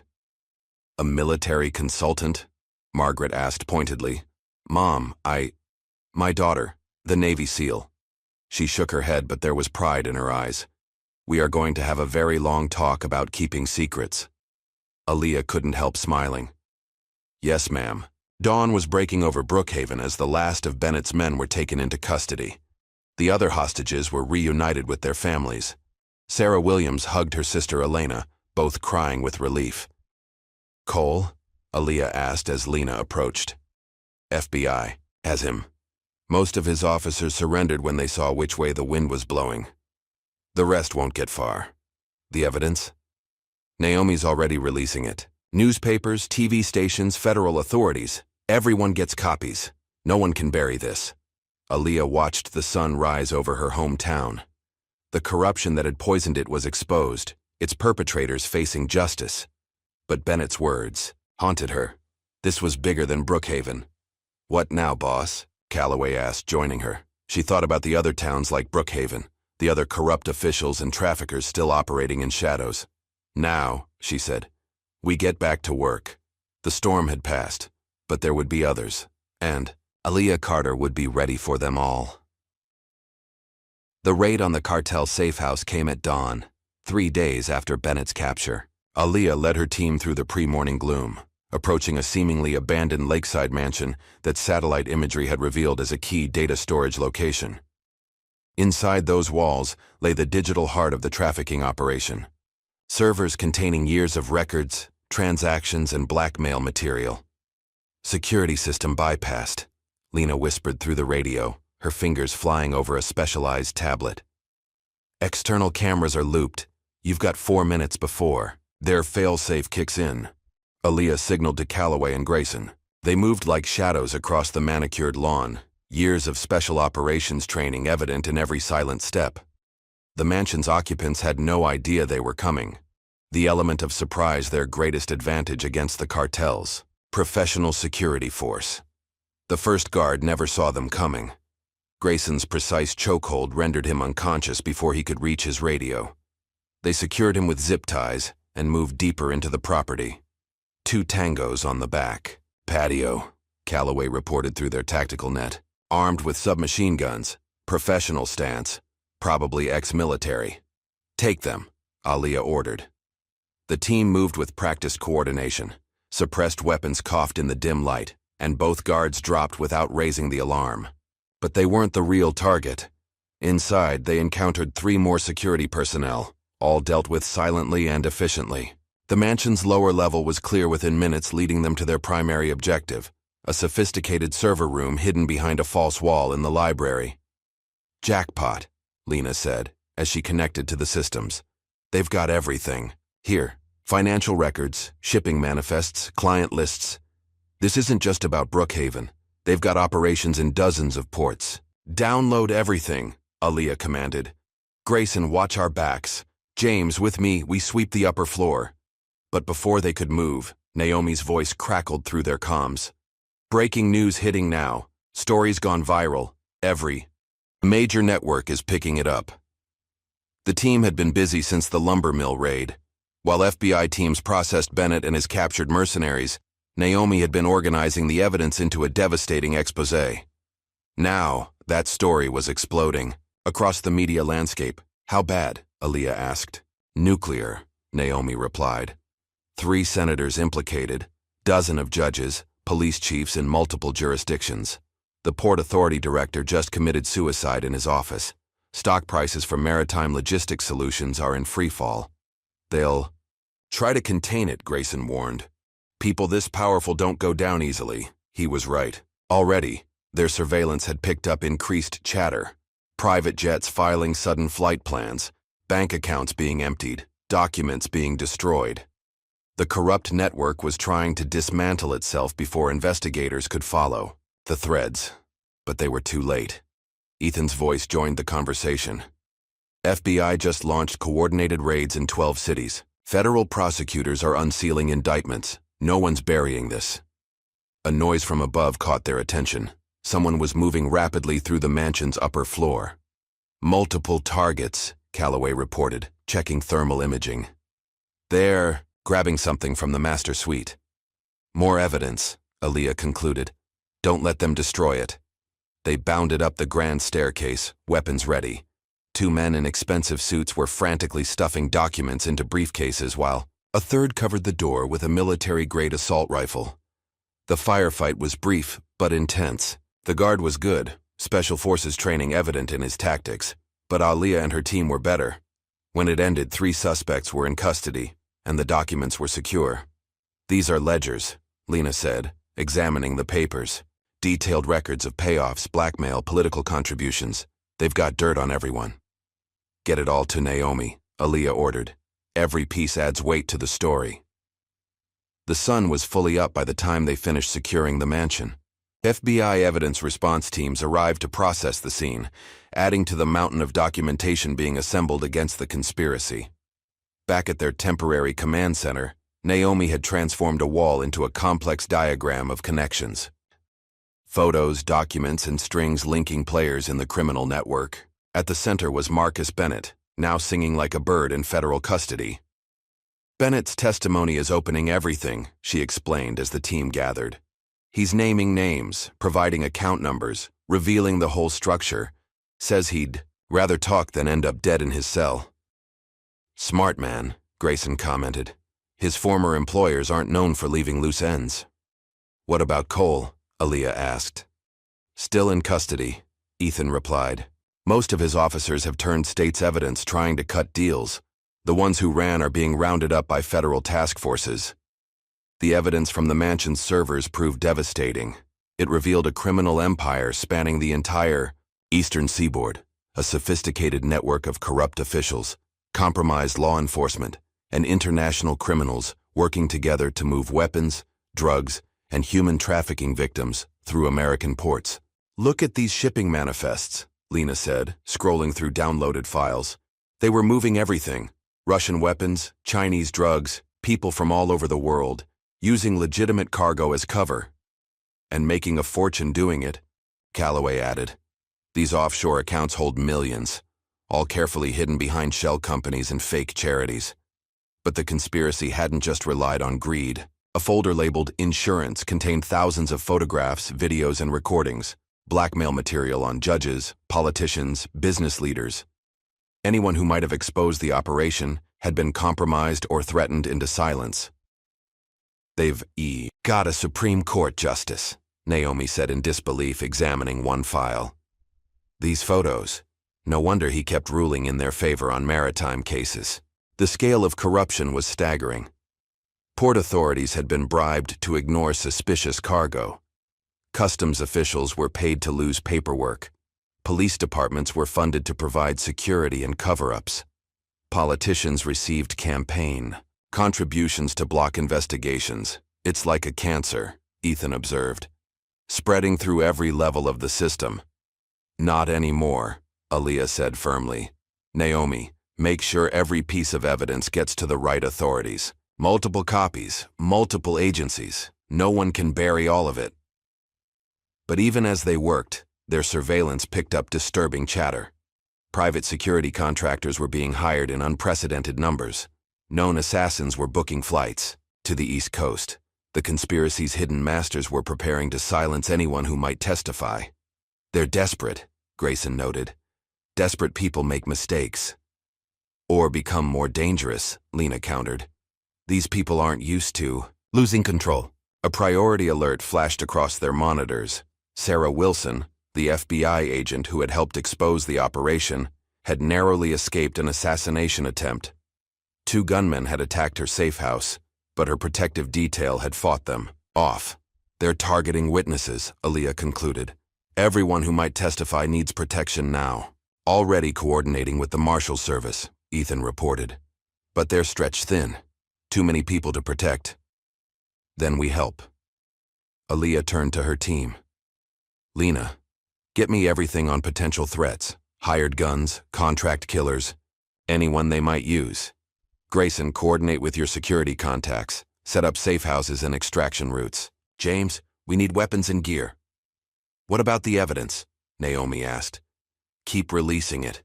Every hour we wait gives them time to spin the story or eliminate witnesses. No delays, no holding back. Everything goes public. The impact was immediate. Stock markets tumbled as implicated companies were exposed.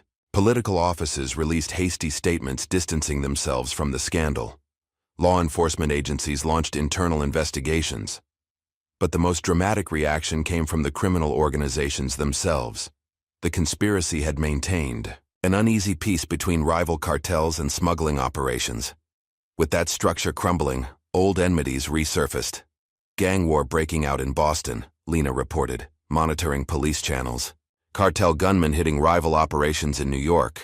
Miami PD reporting multiple shootings at shipping companies.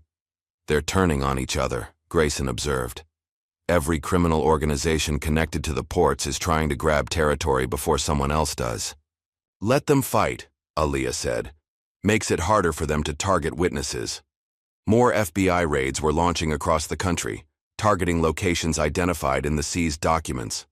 Corrupt officials were being arrested. Overseas accounts were being frozen. The entire criminal network was unraveling, but the conspiracy's real leaders remained hidden. Bennett had hinted at an inner circle. Wealthy, powerful people who had conceived and bankrolled the entire operation.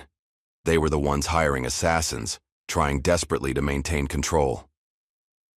Got something, Naomi called out. Cross-referenced. The financial data with travel records. Private jet movements matching dates of key meetings. Always the same pattern. A Gulfstream registered to a shell company landing at small airports near ports. Track it, Aaliyah ordered. The pattern emerged clearly once they knew what to look for.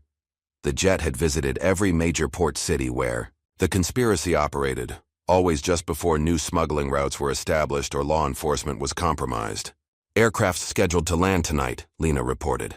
Private airfield outside Philadelphia. Maximum security, very exclusive clientele. The inner circle, Aaliyah said. Coming to handle the crisis personally. Could be a trap, Calloway warned. Definitely a trap, but also our best chance to get the people really running this operation. The team began planning immediately. The private airfield would be well defended, especially with the conspiracy in crisis mode. But that same crisis meant its leaders were taking risks they normally wouldn't. FBI teams will be ready, Ethan assured them. One signal from us, they'll move in. No. Aaliyah studied the airfield's layout. We do this quiet. If they see a federal raid coming, they'll scatter. We need to get close, identify everyone on that plane. Then what? Naomi asked. Then we make sure no one can bury this story ever again. The sun was setting over their command center as the team prepared for the night's operation. They cleaned weapons, checked gear, and studied satellite imagery of the target. But even as they worked, news continued breaking across the country. More officials arrested, more evidence revealed, more witnesses coming forward. The conspiracy had spent years building its network of corruption, using money and violence to create a seemingly untouchable criminal empire. Now, in the span of a few days, that empire was crumbling. All that remained was to expose the architects behind it all. In a few hours, they would arrive on their private jet, expecting to find a crisis they could still control. Instead, they would find Aaliyah Carter and her team waiting in the darkness. And this time, there would be nowhere left to hide. The private airfield glowed softly in the midnight darkness, its runway lights casting long shadows across the tarmac. From her concealed position near the perimeter fence, Aaliyah watched security teams patrol the grounds, a mix of local contractors and Black Star operators. They were professional but nervous, everyone on edge after the events of the past few days. Gulfstream just entered local airspace, Lena reported through their tactical net. 20 minutes out. Security count? Aaliyah asked. 16 visible. Operators, probably more inside the terminal. They've got serious hardware, military-grade weapons, body armor, encrypted comms. Overwatch in position, Grayson confirmed from his sniper's nest in a nearby water tower. I can see thermal signatures in the terminal building. Looks like at least 6 more hostiles. Aaliyah checked her own weapon one last time. After the conspiracy's exposure, its leaders were taking no chances. The airfield had been locked down, tight, with multiple security layers and emergency response teams on standby.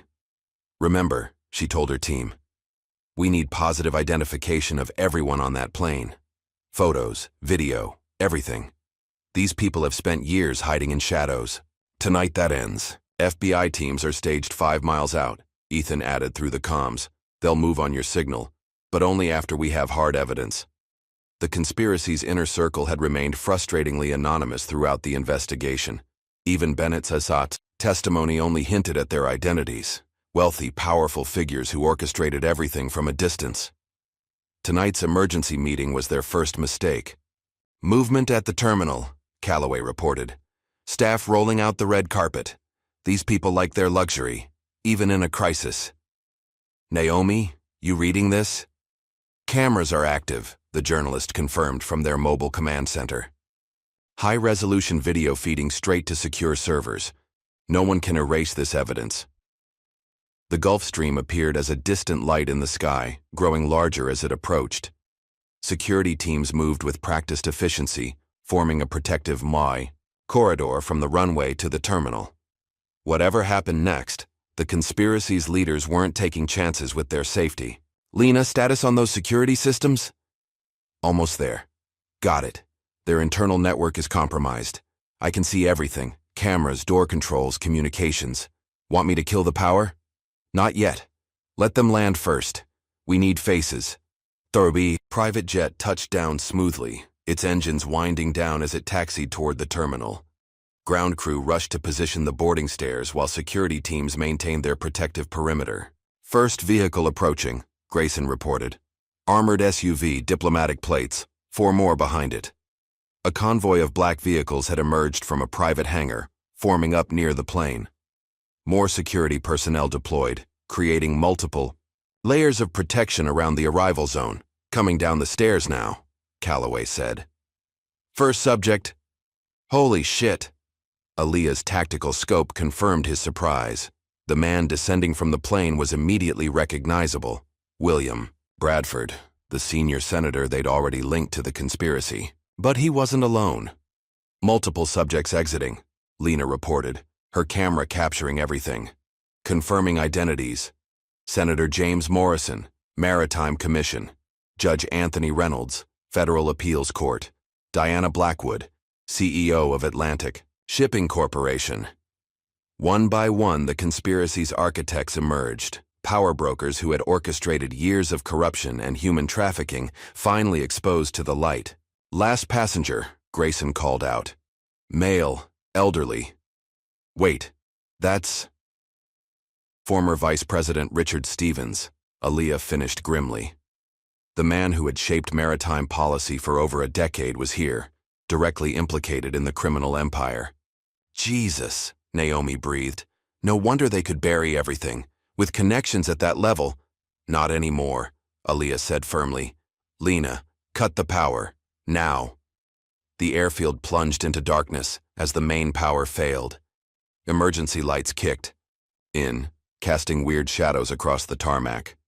Security teams reacted professionally, moving to protect their principals, but the confusion was already spreading. Go loud, Aaliyah commanded. Grayson's first shot took out the lead vehicle's engine block, trapping the convoy in place. Calloway triggered his prepared charges, and strategic explosions around the perimeter added to the chaos. Security teams didn't know where to look or what to shoot at. Aaliyah's team moved like ghosts through the darkness, using the confusion to penetrate the defensive perimeter. The Black Star operators were good, but they were reacting to a situation, spinning out of control. Federal agents.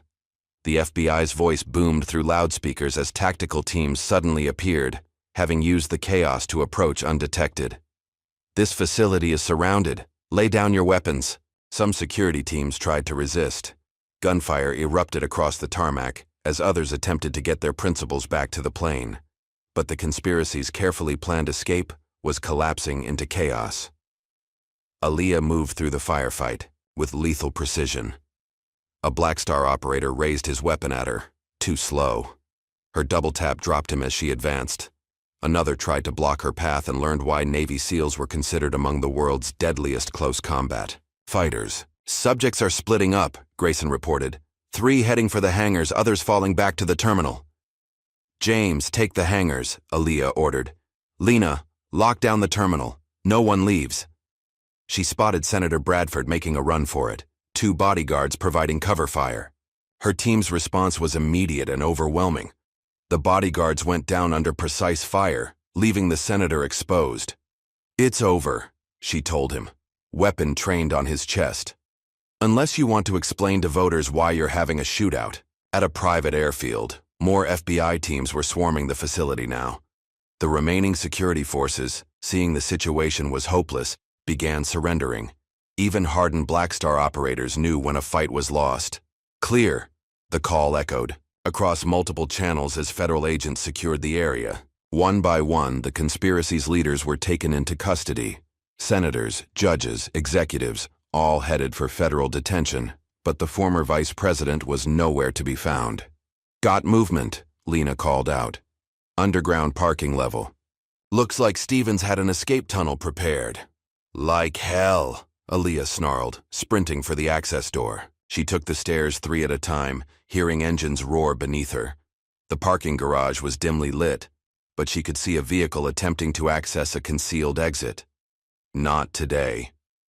Her shots took out the rear tires, sending the armored car skidding into a concrete barrier. Stevens emerged with his hands raised, his dignity intact despite the situation. Lieutenant Carter, I presume? Sir. She kept her weapon trained on him. I respected you once, voted for you even. The world is more complex than you know, he said calmly. Sometimes maintaining order requires compromise. Compromise? Her voice was ice. You sold children, destroyed lives, all for profit and power. We maintained stability, controlled the criminal elements that would have run wild otherwise. Everything we did served a greater purpose. Tell that to Elena Williams, to all the other girls you trafficked, to their families. FBI agents were approaching behind her. Stevens seemed to deflate slightly, his carefully maintained facade cracking. I suppose I'll have time to work on my explanations, he said quietly. Though I doubt anyone will believe them now. Dawn was breaking by the time the scene was fully secured. Evidence teams photographed and documented everything while federal agents processed the suspects. News helicopters circled overhead. The conspiracy's final moments would be very public indeed. Naomi's story is everywhere, Ethan reported. Every major network, every newspaper. No one can bury this now. What about the Black Star operators? Aaliyah asked. Most are in custody. Some fought to the end. Professional pride, I guess. The rest are already trying to make deals. The scale of evidence was staggering. The conspirators had brought documents and hard drives, planning to coordinate their damage control efforts. Instead, they delivered even more proof of their crimes directly to federal authorities. Found something interesting in Stevens's briefcase, Lena said, approaching with a tablet. Contingency plans. They had backup infrastructure ready, other ports, other officials willing to be bought. They were planning to rebuild everything. Not anymore, Aaliyah replied firmly. Send it all to Justice Department. Every name, every connection. She watched as Stevens was led to a federal transport vehicle, his wrists cuffed in front of him. The former vice president caught her eye and nodded slightly, acknowledgement from one professional to another perhaps. Or maybe just resignation. The sun climbed higher as Aaliyah's team regrouped near their vehicles. The FBI would handle things from here, building cases and coordinating with prosecutors. Investigations would spread, following the evidence to other corrupt officials and criminal enterprises. Hell of a week, Calloway commented, cleaning his weapon. Remind me of that operation in Classified. Aaliyah cut him off with a small smile. Besides, this was different. This was home. Speaking of home. Grayson nodded toward an approaching vehicle. Margaret Carter stepped out, looking better than she had in weeks. The doctors cleared me this morning, she said before Aaliyah could protest. And I wanted to see this finished. Mother and daughter embraced, neither needing words. Margaret had watched the news coverage, seen the evil her daughter had helped expose. There would be time for explanations later. Agent Wilson called, Ethan reported. They're moving Sarah and Elena Williams to a new safe house. Witness Protection is already reaching out to other victims, offering assistance and protection. And Cole? Aaliyah asked, singing like a bird. He and Bennett are competing to see who can give up more information first. Their testimony will help seal the case. Aaliyah looked across the airfield, where federal agents were still processing suspects and collecting evidence. The conspiracy had seemed untouchable just days ago. Wealthy, powerful people who thought they could traffic in human lives without consequences. Now they were learning that no one was above justice. Not corrupt police, not criminal cartels, not even a former vice president. What now, boss? Calloway asked. There are other operations out there, other towns like Brookhaven. Now we rest, she replied. But not for long, her mother squeezed. Her hand, understanding in her eyes. Margaret Carter had raised a warrior, though she hadn't known it at the time. Now she understood what drove her daughter. The need to protect, to fight, to bring light to dark places. The conspiracy was finished, its leaders facing justice, its infrastructure dismantled. But there would be other fights, other missions, other evils to confront, and Aaliyah Carter would be ready for them all. The sun rose fully over the airfield as federal transports carried the conspirators away. A new day was dawning, not just for Brookhaven, but for every community that had suffered under corruption's shadow.